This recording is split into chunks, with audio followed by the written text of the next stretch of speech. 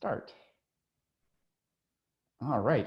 Hello, I am Damon with FOCUS Coworking, and this is a continuation of our FOCUS Coworking Members Showcase, where we are highlighting our members and sharing what they do. And today we have with us Jason. Oh no, I'm not going to say your last name, right? Mascitti, like the knife. Mascitti, Jason Mascitti, and he is with Thrivent. And Jason's one of our members here. So I guess first of all, Jason, go ahead and introduce yourself and tell us about what you do. Yeah, hi everybody. I'm Jason Mascitti. I actually live in Madison and have an office there, and as well as the Jefferson FOCUS Coworking, which I absolutely love working at. I am a financial associate with Thrivent Financial and help our clients have clarity with money, use money as a tool, and really help them holistically get a handle on their financial life. That's our great. company, you may have heard of us. We are a not-for-profit company, and that's kind of cool. And one of the reasons that I work there in that we are fraternally organized and give all of our profits back to our members, who can then in turn give it to a charity of their choice. Yeah, that's very cool. I've been with Thrivent for a few years, and it's fun to get that. Like, I think it's a letter in the mail every year where you can elect, or you go online and elect. But somewhere I know there's this election where you get to choose where at least part of the funds go every year. So that's pretty cool to be able to participate and give back like that. Yeah. It's rather empowering, and it drives me to help my members not only with their own personal finance, but also their generosity. Very cool. How did you get into being a financial advisor with Thrivent, or even just into the industry, really? Yeah, well, good question. So I spent 35 years in retail, most of the 30 of them with American TV out of Madison. And in my 50s, American began to struggle, and I could sense that, and sense that I might be needing to find a different career, different place to work. I enjoyed retail, for all those years, but I thought, well, if I'm not going to have a job at this place, this very wonderful specialty retailer, maybe I'd find a different path. And I always wanted to be a financial planner. I enjoyed money, and I enjoyed helping people and guiding them with 401ks and things like that. But I was a bit of the golden handcuff kind of guy in retail, spent my whole career there, and I never really had the guts, I guess, to pursue it until I had to. So that's the truth. And in hindsight, wish I discovered it earlier, but things are just blossoming in our business, and I'm glad that I did find it in my 50s, and I really, really enjoy my work quite a bit. That's very cool. And yeah, taking that leap is sometimes the hardest step, right? Because I know I worked full-time for a software development company before I started my software development business. And it was always something since college, it was kind of rolling around in my mind. Hey, I want to start a business. I want to do this. But for me too, to some extent, it was kind of the pressure was put on that I had to finally make that change.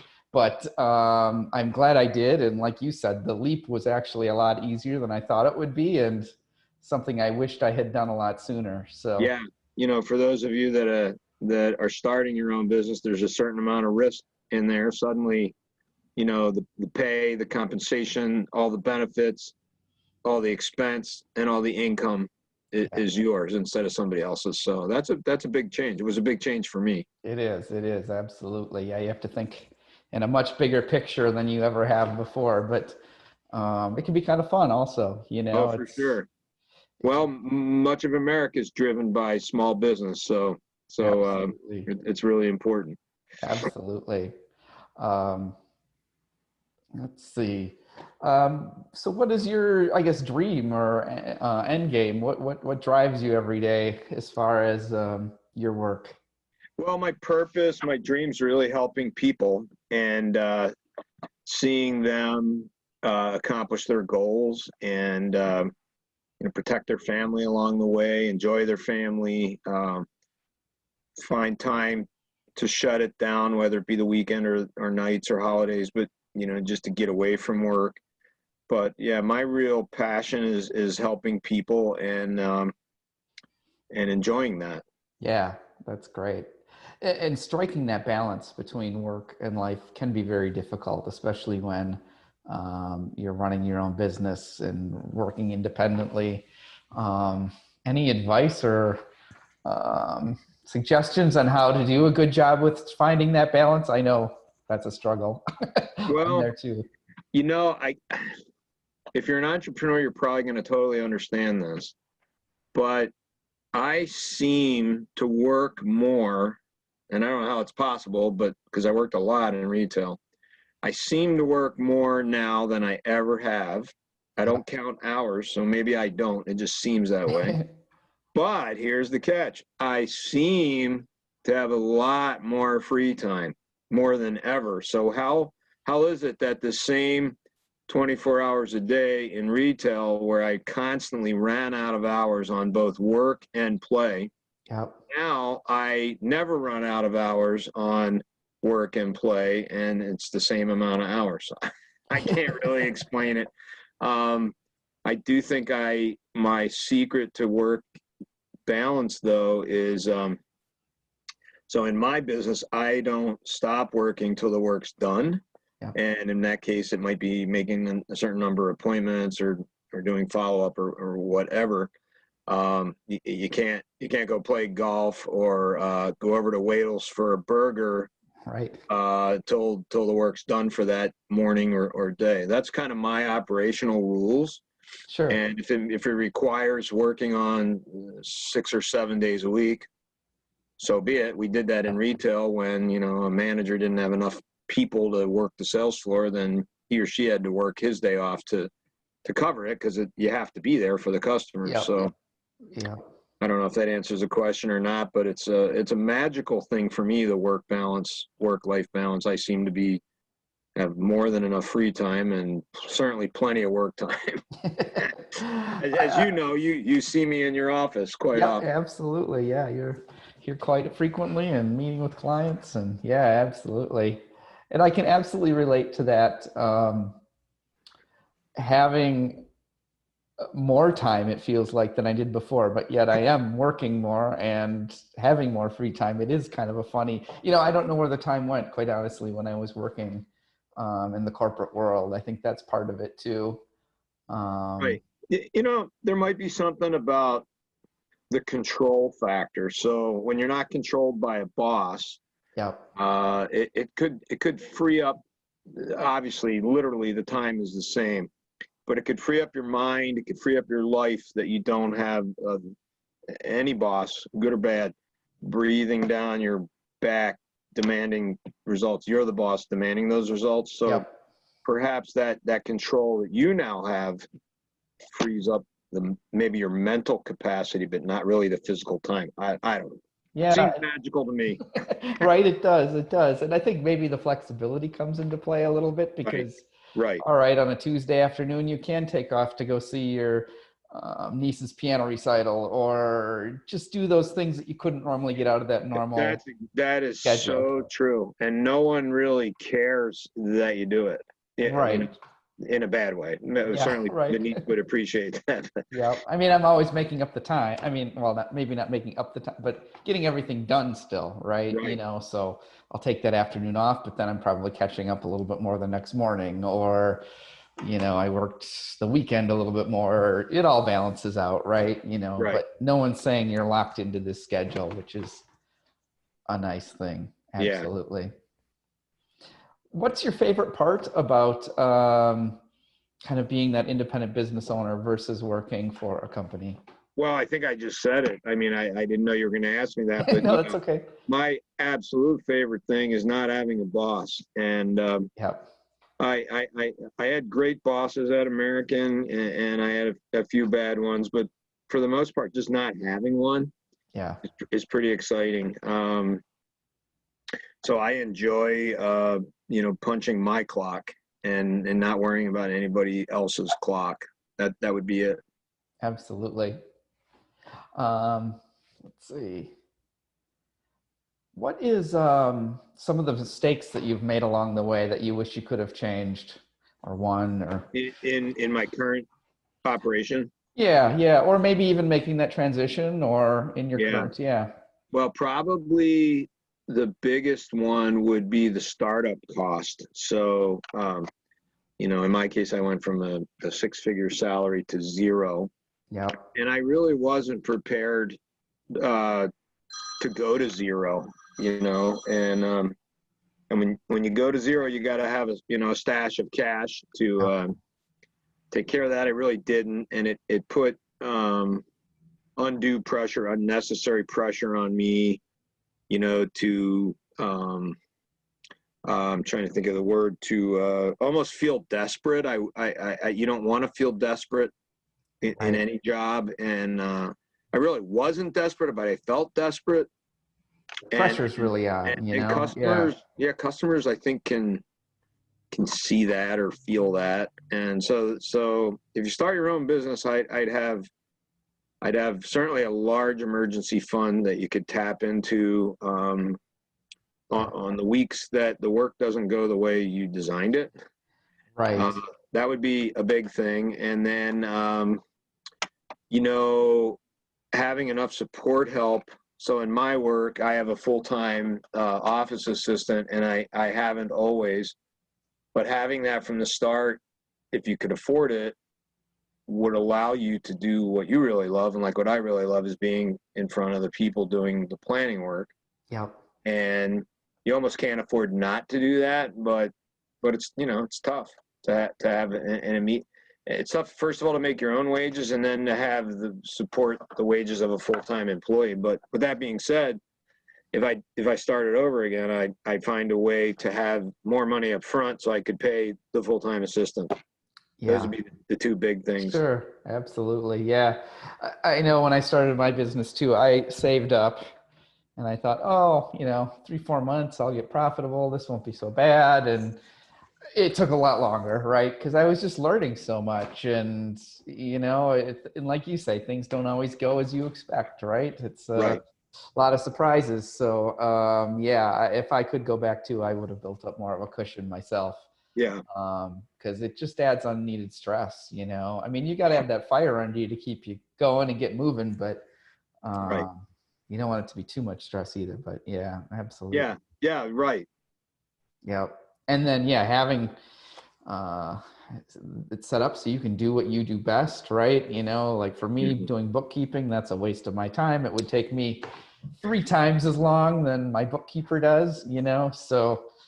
Exactly. It's a tough call to make those expenses at the beginning, and I didn't, but I would too. I would look back now and go, okay, I would have a bookkeeper from day one if I can at all figure it out, because. Yeah.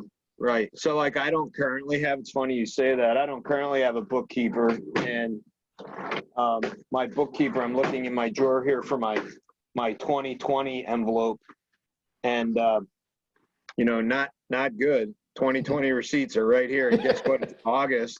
Yeah. And they're not logged yet, and so that's something I don't enjoy, and that's something that is another mistake, like giving that to someone in January to say, hey, just do all my receipts. Right. Yeah. Yep. Absolutely. Yeah. It's that do what you do best, right? Because the business comes to you and you're not procrastinating either that way, and it's a nice way to know where you're at throughout the year too, by having that information all up to date. For sure. Yeah. It's not that we haven't entered any of it, but it's a few months behind. Right. Yeah. I've been there. I totally get it. Absolutely. But good. What is one piece of advice that you would give to someone who's just starting out with a business or doing their own thing? Well, and it's interesting. Your questions are logically linked to each other, and we've been talking about this. So have a plan. Yeah. Have a plan financially. Who is going to do what jobs? When are they going to do them? and and by what date. There's a great book I've read and I'd recommend to new people starting out or even existing ones called Traction. Okay. The author doesn't pop into my memory, but the name of the book's Traction. Sure. It's a fun cover because there's a picture of a big tractor tire in a bunch of mud on the cover, and thus the name Traction, but getting traction in your business. But, having a written plan, super important. Having a market plan. I was just looking at my 2020 market plan today, and keeping your plan in the book and then kind of looking at it occasionally. And, am I executing that plan the way I designed it way back in December of last year? And it's fun to look at. And if you don't look at it, I guarantee you're not executing it unless you've totally memorized it. But I think that would be important is, what's the vision? What are you hoping to accomplish? Yeah. What's the mission that really doesn't change? And that vision does change. And, what are your values? What's important to you? And if you're going to go to your niece's recital on Wednesdays, being organized, getting that on the calendar. And here at Thrivent, we teach plan your personal activities first, and then schedule your work around that. Sure. Then if Friday is your golf day, well then leave Friday away from your work so that the rest of the week can all be work. So, the old adage, plan your work your plan. Yep. And writing it down. I'm really, really big on writing down. I happen to use, and I'm not paid for this, but the full FOCUS planner. Okay. Really love it, but you can just buy a blank book and use that. But planning is important, and I happen to like Michael Hyatt's processes, and so I've used that for about 3 years. Sure. Helps me a lot. Helps me remember things that I forgot. So like things I put in there for yesterday. This morning I peeked back at yesterday what I didn't do, and there's not a chance I would have remembered what I didn't do from yesterday. So it's good to have it the written word. So planning, organizing, and delegating. We've already talked about that. I think those are all good suggestions to be successful. Absolutely. Yeah. And I think the planning and the goals, right? And that's great about looking back, because you set these goals and you create this plan, but even if you do memorize it, you just get in the day to day and you forget about the bigger picture sometimes, because it's like, oh, I got to get this task done, that task done, help these people, answer this question, right? Because you want to serve everybody. But if you're not following that plan and looking back at it on a regular basis, it really, really off track, So well, Hyatt teaches what are your daily big three, and all the other stuff it's fine if it gets done, but the big three need to be done every day. And the big three are related to your big three for the week. So they might not be the same thing, but what are the 3 big things you want to do this week? And then make sure that the daily big three is related to the weekly big three. It's pretty fundamentally simple. And it amazingly works beautifully if you do it. Absolutely. It's that step by step, right, to achieve the goal. It's not today I achieved the big goal. It's what is the 1, 2, or 3 things or whatever, right? The couple of things you can do every day that just inch you forward every day, and you're there before you know it as time goes on, right? That's right. Very cool. And I like the plan your personal life first and then the business around it. I think everybody does the opposite pretty much, right? This is what I got to do for work this week, and then we'll try to squeeze in the fun where it fits, right? And it's if you don't do that, it inevitably will catch up with you. Like I'm doing a golf outing on September 10th, and hey, I'm not perfect, far from it, and I don't always do this, but today, August August, what is it, 18th, I put in September 10th is not a day I'll be doing appointments. That's going to be like an Sure. off day. And Yep. man, if you don't get that on the calendar, well, then your helper and your team doesn't know what you're Yep. doing. And so they're going to book appointments for you. And then you've got to reschedule them. And, all Right. that costs time and money. And if you're going to run your own business, you can't waste time and money. Absolutely. And you can plan ahead then and be prepared for that day, right? And Right. there's not a Right. lot of worry or rescheduling or not being ready for the week. So yeah, that Exactly. planning in advance is key. Absolutely. Yep. So one last question for you. What's your favorite thing about Focus Coworking? Oh, Damon. There's no doubt it's Damon. Damon. Well, thanks. Damon's affable, and he made it super easy to get the space. And quite frankly, it is why I signed on. You were polite and enthusiastic about the space. Now the space is just wonderful for me. There's not any one thing, and I thought you might ask me about that. So I'm the guy that shows up. I need my workspace. I like a nice cup of coffee. Yep. And I need a bathroom so I don't have to go somewhere else. Right. Right. And Focus has all that. It's quiet. It's friendly if you want to be social, but you can also, most of my time's private there. Yeah. And it's just an ideal work environment for me. Well, great. Well, happy to hear that. And thank you Yep. for the glowing recommendation. I appreciate it. And, Yeah, well, and it's a good deal too, right? I mean, we try to be reasonable. Yeah. We want to help people get started. That's really the right. key, and provide a lot of flexibility for people who don't need to be there all day, every day too. Right. It's a great Right. Yeah. My clients like it. It's easy to find. You just tell them it's across from the post office. Right. Yeah. Couldn't get easier there. Absolutely. Yep. No, it's all good. And I like it a lot. Great. Well, thank you so much for being a member, and thank you for your time today, Jason. And Sure. We'll talk to you soon. Yeah, make sure all your members come and see me too. Will do. Absolutely. We got your cards in the front, and if anyone's looking for contact info, it'll be posted along with this, or see me, and I'll be sure to connect you. Excellent. Thanks a lot, Damon. Thanks, Jason. See you later. Bye-bye.